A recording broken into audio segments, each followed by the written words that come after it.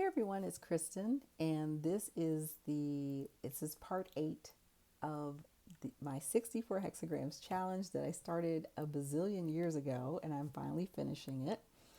And I actually am glad that it took me a while because I have learned so much in the process over the last year and a half or 2 years. I really did more of a deep dive with the hexagrams, and and I have gotten back into human design because of this and studying the gates and the correlation between them. So I've done a lot of study, and I think I've gained quite a bit of knowledge from the time that I started this challenge. So I'm just going to go through the last 8 hexagrams. And we're going to start with hexagram 57, which is gentle influence. These two are trigram based, meaning that they are double trigrams. So this one is double wind, this one is double lake, lake over lake, wind over wind. So with hexagram 57, it is the energy of wind. It's like the purest energy of the wind trigram, which is really about going with the flow. It's kind of like being persistent over time. You're not using force like thunder. Thunder would be kind of like kicking a door down. Wind is just going to gently knock over and over and over and over again till you open the door. So there is this sense of movement, but it's not a sudden shocking movement like thunder. It's more of a just a continual, persistent movement, and it will show up in life in terms of thinking about people who have influence like that. They're not going to come and just do anything rash or bold, but they're just going to keep showing up. And so they're going to have a really strong influence over you because they're persistent, because they're steady. And so that is really the energy. When you see this, there is kind of like it may not be as slow, but there's kind of a sense of like a slow, persistent change over time. Now, my personal readings, I don't find that this is gentle. I find that this is like a change. Like usually when I get this card, this hexagram, is the change seems strong and sometimes abrupt. So it could mean, for me in readings, I don't necessarily see this as gentle change or gentle, a gentle influence. It seems like it comes on pretty strong. That's just my personal insights. With hexagram 58, we have joy, and this is lake over lake. And so the lake trigram is really all about connections with other people, relationships. If you just imagine being at a lake with your friends and your family, you're just having fun, you're relaxing, that's the energy of lake. So double lake is joy. So it usually shows up when there are, there's an opportunity to celebrate, to be surrounded by people. It also suggests speaking, talking, expressing yourself as well. The next two, 59 and 60. So 59 is dispersion. And so let me just say really quickly both of them: dispersion versus boundary. So think of water dispersing, like spreading out, versus water being contained and held in. So that's the energy. When I show these as pairs, there's often a really obvious kind of connection. Some of them I don't think are quite as obvious, but to me that's what you can see very easily with this one. The dispersion, though, in this case is really about like emotional release. I depicted this person as crying because that is the form of dispersion. It's often tears. You're letting go of, could be, years of just tension, inner tension, and issues. This also will show up in relationships where there's maybe conflict, or where people have built walls between each other. And this shows a moment where those walls are, falling down. Those walls are coming down. In hexagram 60, we have boundaries, and it's not boundaries as in confinement or prison. I think of this in terms of creative limitations. I do some of my best work when I give myself a creative limitation. Like, I'm only going to use one color. I'm only going to use, this thing or that thing, but it should be a boundary. And so think about what water does when it doesn't have a container. It just goes everywhere. You might have flooding. So boundaries, I think when we think of healthy boundaries, that's really the nature, the energy of this hexagram. So if it shows up for you, don't think about it as confinement. Think about, where do you need some healthier boundaries in your life. The next two, 61 and 62. With hexagram 61, it means inner truth. It really is about sincerity and authenticity. A lot of the hexagrams really point to that. Like, it's very important to be your true self. And so we see that in, hexagrams like 25. So that theme of authenticity and also sincerity comes up. So this is really about kind of like, what is your inner truth? Are you expressing yourself in that way? Do people know the real you? Are you showing other people who you really are? And then hexagram 62 is excess smallness. And it's usually called preponderance of the small, I believe, which to me was confusing. But with this one, it is saying that this is a moment in time where it's not going to be helpful or useful to be big, that you're going to gain the most momentum out of this moment by being small. And the text talks about a little bird. So think about a very small bird that's trying to fly into the wind. It's not going to work. And you can see the bird. The thing that I think is interesting about this is that you can see the bird in the hexagram. So the bird is here with these two yang lines, and then you can see the wings of the bird with the yin lines on either side. And so that's kind of like a good reminder, if you are looking at this hexagram, that the little bird is there. It's trying to fly into the storm, because we have thunder here at the top. And that's just not going to be the best move for that little bird. So it needs to stay close to the ground. So in your life, you need to stay close to the ground at this particular moment. Don't try to do anything big and bold. Think of things that I don't want to say keep you small, but focus on the small details. That's how this one will often show up. Like when people say, look at the fine print.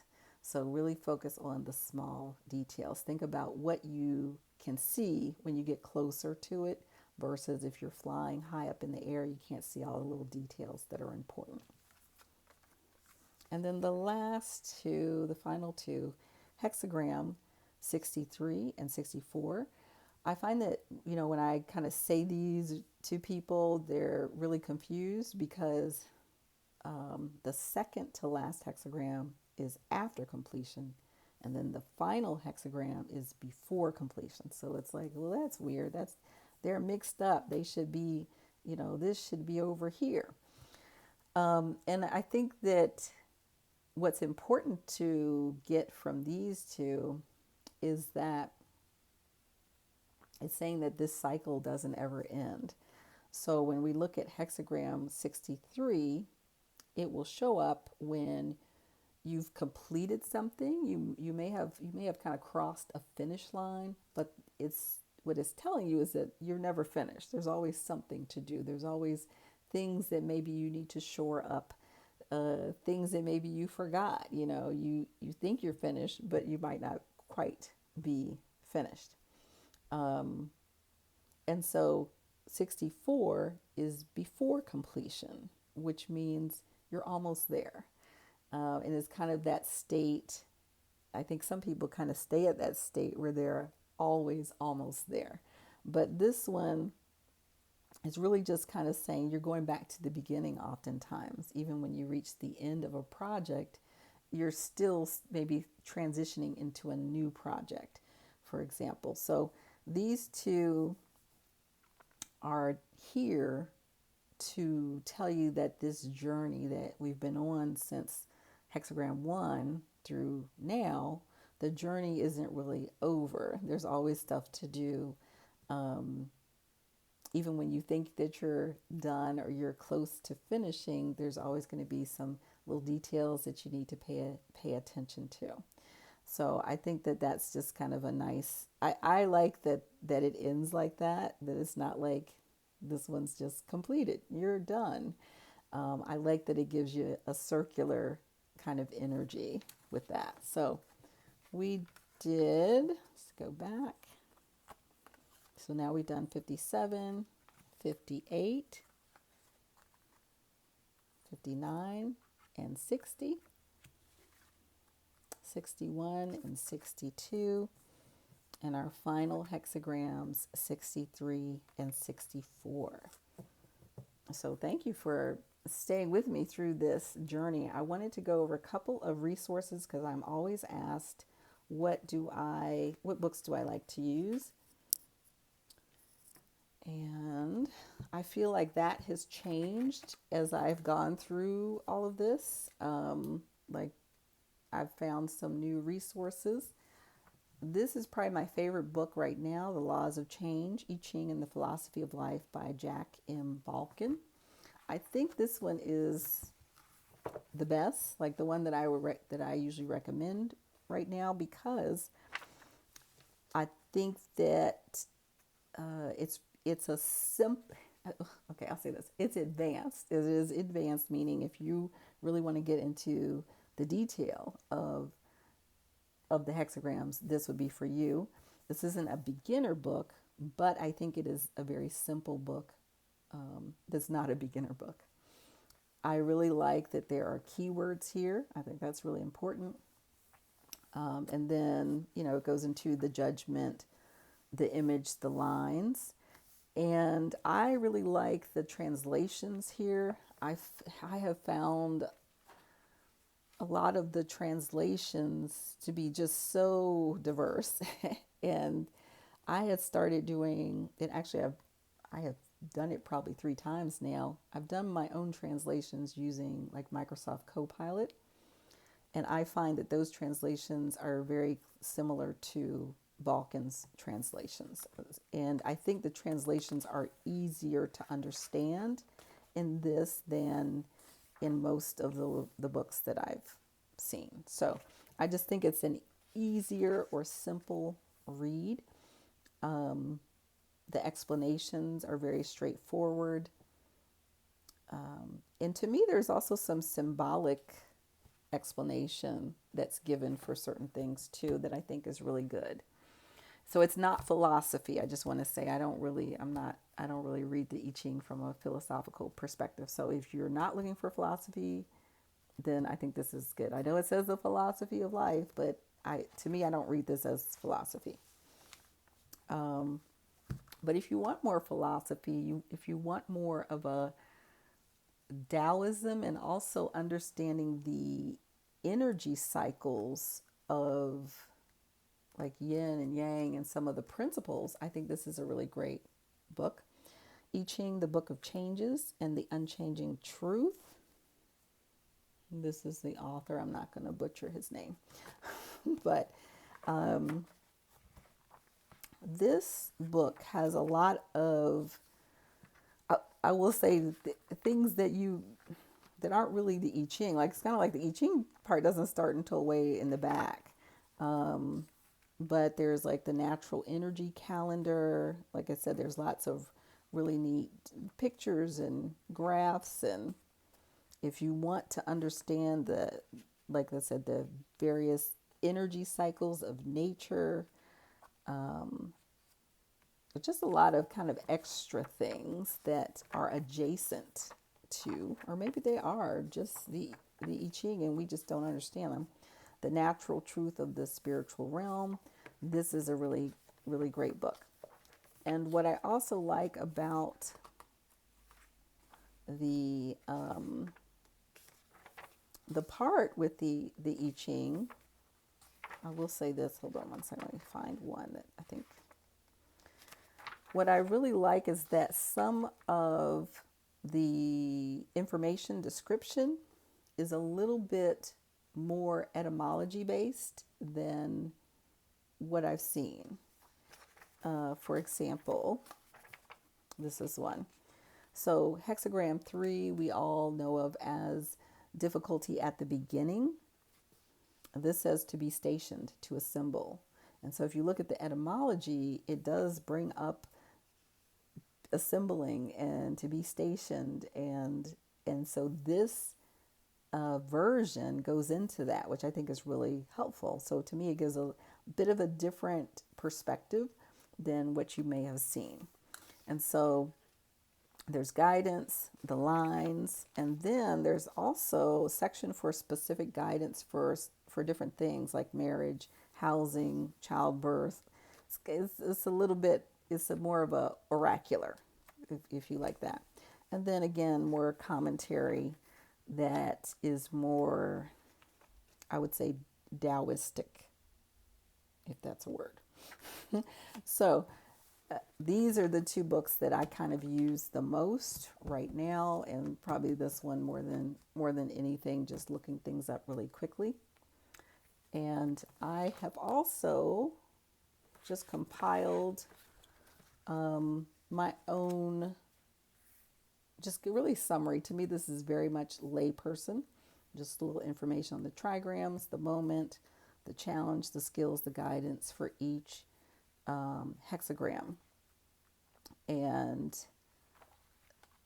for me, this is just a really simple guide for what is this moment about, because that's how I see the hexagrams. Like each hexagram is telling you about a moment in time, and what is that moment about? What challenges might you have to deal with? Again, this is not philosophy. I'm a diviner, so everything I do really has to do with divination. And then there's like guidance here at the end. So this is a really simple guide. I do expect that I will have the cards as a printable, and this guide that could be used with cards or without the cards available in my Ko-fi shop. I will use the word soon, but I cannot, I'll say this year. I just have to do a little bit more proofing, but the deck and the guide should be available in my Ko-fi shop soon. What I would suggest is to go there and go ahead and follow me, and that way you'll be notified when everything hits and it's available for you to download. Thank you so much.